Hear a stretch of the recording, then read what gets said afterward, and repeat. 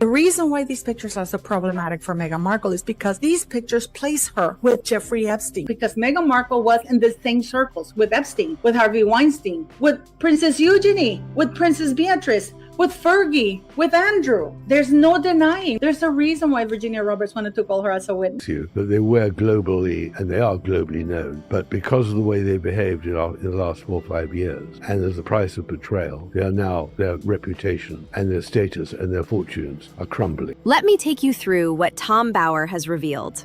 He told the Daily Mirror directly, "I've got a lot of new material already, and I think the whole world wants new insights."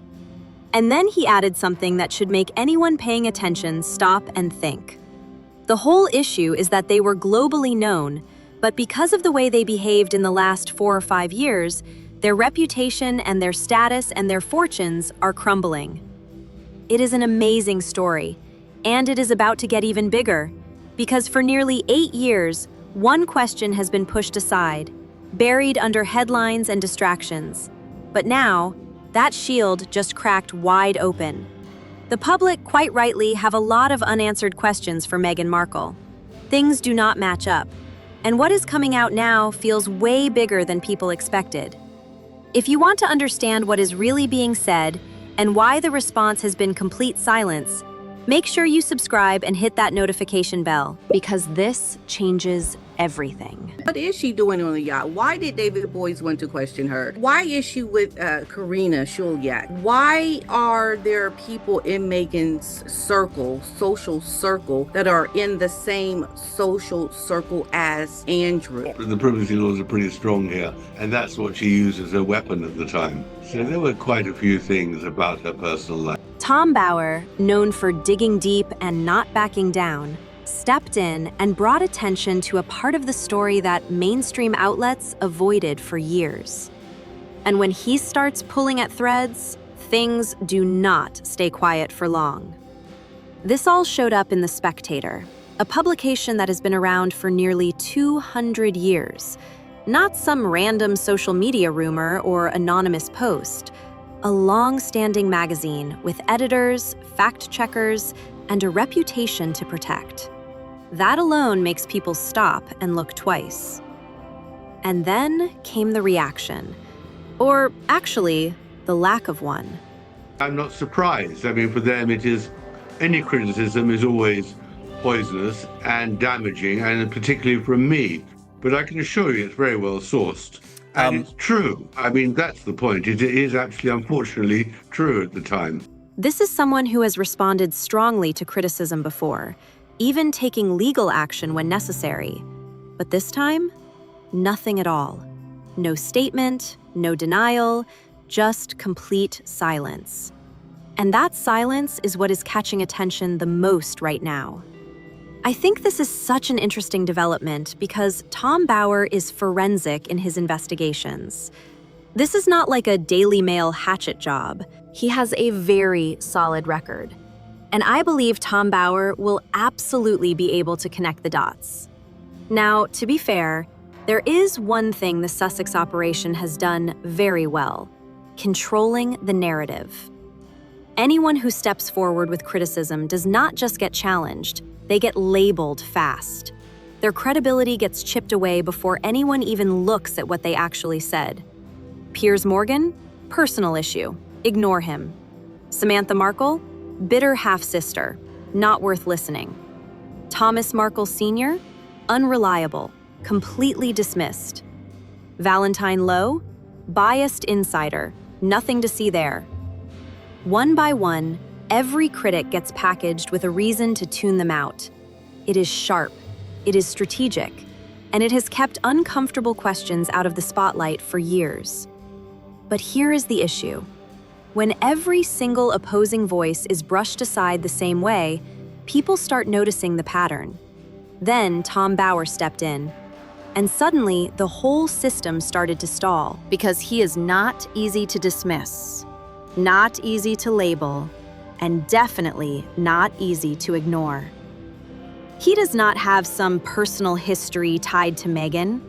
What he does have is over 20 years of building detailed, heavily researched investigative biographies that hold up under pressure. Tom Bower, the legendary royal author, is sharpening his quill for a new edition of his book set to reveal huge secrets inside Prince Harry and Meghan Markle's marriage. Now he is back with another book.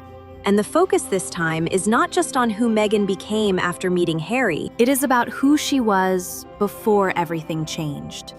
And that is the part that stayed out of the spotlight for years. So here is the question that never really got asked. How does a working actress on a mid-level show, earning a standard salary, end up moving in circles far beyond what that income usually supports? According to accounts highlighted by Bower, colleagues on the Suits set noticed things did not add up. Regular access to business class flights, international travel, high-end events, all of it seeming way beyond what someone in that position would normally afford. Where exactly was the money coming from? That question was raised years ago. It was placed on record, and yet there was never any detailed response. Bower also pointed to Meghan being a regular at Brett Ratner's Hollywood parties. Not just occasional appearances, but showing up again and again over a long stretch of time. And then there is Nanaki Pretty, Meghan's childhood friend, someone who knew her long before the fame. She claimed that Meghan had a very specific goal early on. Not just success, not just money, but aiming for a prince. An actual royal prince. According to that account, this idea was already in place back in high school. That is the same Nanaki Pretty who disputed Meghan's claim in the engagement interview that she did not know anything about the royal family and did not even Google Harry before meeting him. I've seen the tapes. I've got them somewhere. God knows where now. I've got them on some So you've seen Nudie Rudy Meghan too? I've seen more than one thing. I couldn't find room for doubt. And that is where Marcus Anderson enters the picture. Anderson rose through Soho House to become a key figure within the global network. He met Meghan during her time in Toronto and stayed closely connected through major milestones like the royal wedding and the New York baby shower. There have been reports that Anderson helped arrange the private setting through Soho House, where Meghan and Harry first met, making it feel natural and low profile. Harry's memoir mentions Violet von Westenholz made the initial introduction in 2016. But after that, Anderson is described as playing a central role in coordinating everything. Now let us move to March 17th, 2026, because this is where things really start turning heads. Julie Burchill published a column in The Spectator about Meghan's upcoming women's retreat in Sydney, a luxury wellness event with tickets priced close to 3,000 Australian dollars. But the real shock came from one specific line. Julie Burchill has a long history of controversy and is known for saying things that make editors nervous. And yet, here she is writing for The Spectator, a publication with nearly 200 years of history and serious legal oversight. This is not a place where lines just slip through unnoticed. So when her column included a line that made people stop and reread it twice, it did not feel random. It felt intentional, like something that had been checked, approved, and deliberately left in. She wrote that at Meghan's Sydney retreat, no one would be asking anything genuinely interesting, like how many yachts Meghan had been a guest on before she met her prince. And then she added a detail that made jaws drop. Double digits or triple? The way it was written made it sound like a given, like the only question left was how many. Not if, not allegedly, not reportedly, just a direct statement followed by a number question. That framing is exactly what caught attention. It was not presenting a claim to debate. It was written as if that part was already settled. This is what we needed, Dan. You know, the news agenda has aged me rapidly. Like, this is what we need to see. We need to see some investigations into Meghan. Indeed we do, because there have been so many questions about her past for some time, so many suggestions. Was she operating as a yacht girl? How was she making her money? How was she traveling around the world? For years, those questions stayed pushed to the edges of the internet. YouTube, Reddit threads, anonymous posts, places most major outlets never took seriously. There was an unspoken rule: do not touch it, do not print it. But the Spectator went there, and that changed everything. Because once a publication like that puts something into print, it opens the door for everyone else. The door did not just crack open, it swung wide. And there is one moment from February 2026 that added even more fuel. On February 11th, an image started circulating everywhere. 7 women on a boat, bright Mediterranean backdrop, 2 arrows pointing at 2 individuals, one identified as Meghan Markle. Within hours, the image was everywhere. Fact-checkers stepped in quickly. According to investigations, the photo itself was real, not edited, not fabricated. Meghan was genuinely in the image. The location was confirmed as Formentera, Spain. The date was August 10th, 2016, right before Meghan and Harry went public. In my opinion, in my analysis, and my experience of decades, this kind of analysis, for me, is the real deal. If a photo such as this of Meghan Markle with Prince Andrew years ago surfaces, that will be quite an scam. Now, here is where people get this twisted. They hear the word debunked and move on thinking the whole thing was nonsense. But that conclusion misses everything that matters. The fact check did not erase the story. It only corrected one specific detail, one name. Everything else still stood. The boat, the location, the date, Meghan's presence, all confirmed. That is a very small piece compared to everything else that held up under review. That Meghan is a yacht girl and an Epstein yacht girl, that is huge because it has enormous significance and ramifications. Then things take another turn when you connect this to statements made in December 2021 by David Boies. Boies is chairman of Boies, Schiller, Flexner, one of the most powerful litigation figures in the United States. When his name enters a situation, people pay attention fast. In December 2021, Boies was representing Virginia Giuffre in her civil case against Prince Andrew. During that time, he spoke with journalist Tom Sykes from the Daily Beast and confirmed something that caught people off guard. His team was considering deposing Meghan Markle, not as a defendant, but as a potential witness. And the reasons he gave were placed directly on record.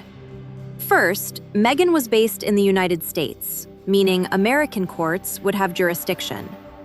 Second, she was described as having social connections within circles that included Prince Andrew. Third, and this one stood out, Boies stated she could be relied upon to tell the truth.